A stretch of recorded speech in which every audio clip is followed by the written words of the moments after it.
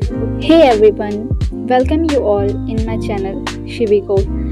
So, in this video, I am going to tell my expected marks in class 10th board examination 2026 जो अभी हाल ही फिलहाल में हुआ है। तो सबसे पहले मैं स्टार्ट करती हूँ मैथ से। मैथ का पेपर जो कि 17 फरवरी 2026 को था, मेरा बिल्कुल अच्छा नहीं गया क्योंकि मेरा एक दो क्वेश्चन छूट गया था, जिसके लिए मुझे बहुत दुख हो रहा है।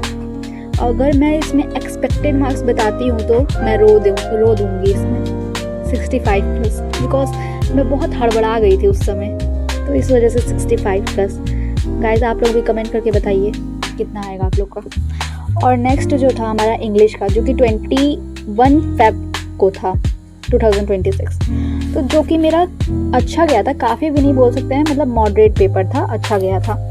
और कुछ ग्रामर में मिस्टेक हुई थी मेरा, और मैंने सारा पेपर अटेम्प्ट कर लिया था अच्छे से, बट ये मेरी गलती थी कि मैंने उसमें लाइन नहीं छोड़ा था। मैं सब देख के गई थी कैसे पेपर लिखना है, बट मैंने लाइन ही नहीं छोड़ा था।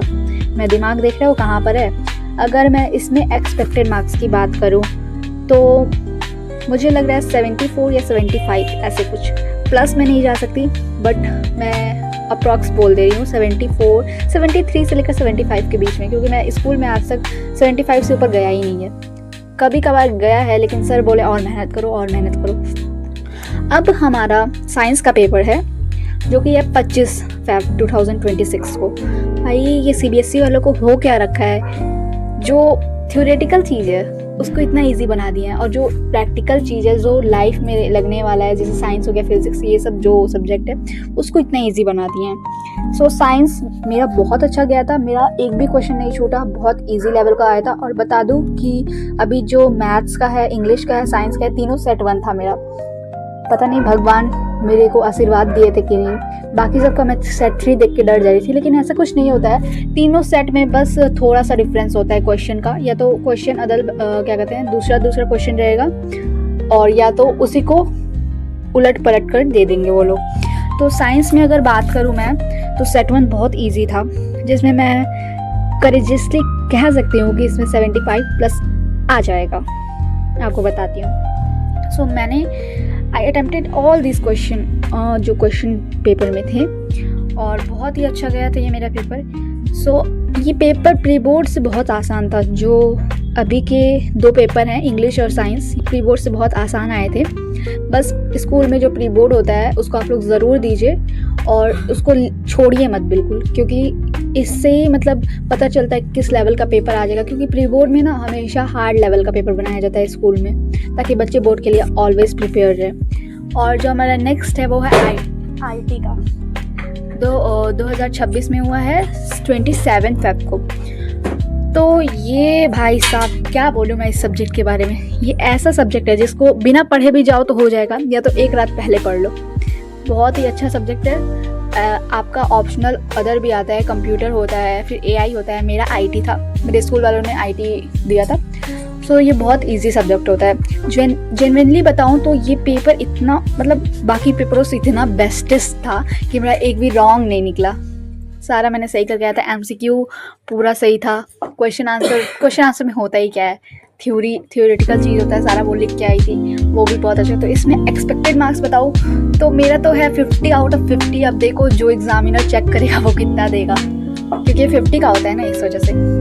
अब मैं अगर हिंदी का बात करती हूँ तो हिंदी जो है हमारा 2 मार्च का था, 2 मार्च को, जिसमें मुझे लगता है, क्योंकि पेपर तो मैंने पूरा किया था, पूरा अटेम्प्ट किया था, लेकिन अगर मात्रा पे मिस्टेक निकले तो मेरा 72 to 73 आ सकता है। या तो मात्रा पे, और कुछ ग्रामर के क्वेश्चन भी मेरे से गलत हुए थे। इस बार ग्रामर जो था सेट 1 का हिंदी का, वो थोड़ा सा टफ आया था। सारे सब बोल रहे थे सब, ऐसा मुझे भी लगा, क्योंकि मैं पूरा ग्रामर पढ़ के गई थी, तभी मुझे टफ लग रहा था। वो स्कूल में सर देते थे ग्रामर के क्वेश्चन, मैं कर लेती थी, लेकिन जब बोर्ड में गई और वो ग्रामर के क्वेश्चन देख के थोड़ा सा मतलब टफ दिया हुआ था। इस वजह से 72 और 73 के बीच में है ये एक्सपेक्टेड मार्क्स इन हिंदी।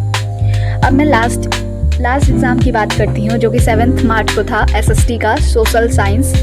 तो उस दिन क्या ही मतलब रुलाई भी आ रहा था और मज़े भी आ रहे थे कि क्लास 10th के दोस्त छूट जाएंगे। तो एसएसटी में मैंने तो क्वेश्चन पेपर बहुत ईजी आया था। सेट 1 था मेरा, पूरे एकदम लाइक ज़्यादा घुमाया फिराया नहीं था, डायरेक्ट क्वेश्चन छप के आए थे।